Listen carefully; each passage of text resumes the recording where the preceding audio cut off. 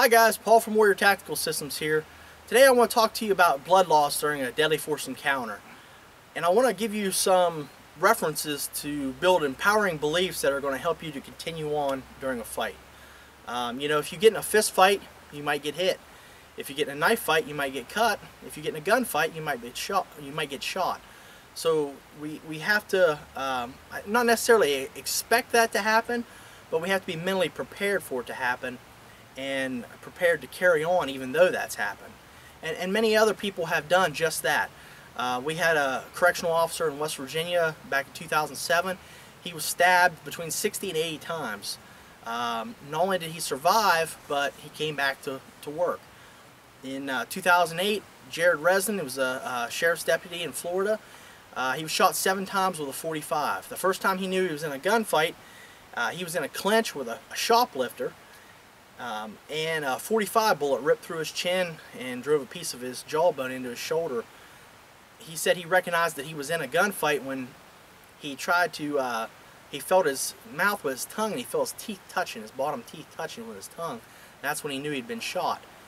He drew his pistol, fought back, and not only survived, but he killed his attacker. An older story, but officer of the LAPD, Stacy Lim, she was shot through the heart by a gang member that had followed her home.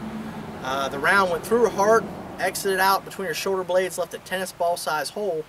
She fought back, killed her attacker, and survived and went back to work. If one person can do it, another can do it. For more references, check out some of our Medal of Honor winners, some of the things that they've done, and that'll help you build that belief. Okay, so back to the blood loss aspect of it. I got this concept from Colonel Dave Grossman. It came from his book On Combat. I highly recommend that book. On Killing is also excellent.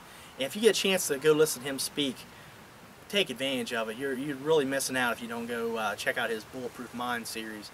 But with blood loss, the average adult has about 1.5 gallons of blood, and you can lose up to 1/3 of that and be able to continue on. You still have your hydraulics.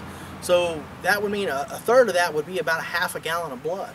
So that's quite a bit. So let's take a look at what 1/2 gallon of blood might look like if it came out of your body.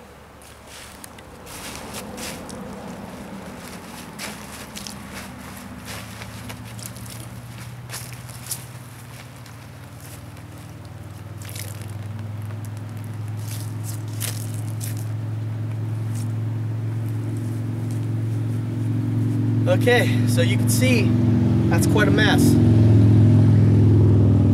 If at least that much hasn't come out of you, it's your mind that's shut down, not your body.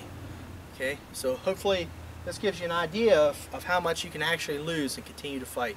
If one person can do it, another can do it. So never give up. Alright guys, check us out at wartacsystems.com.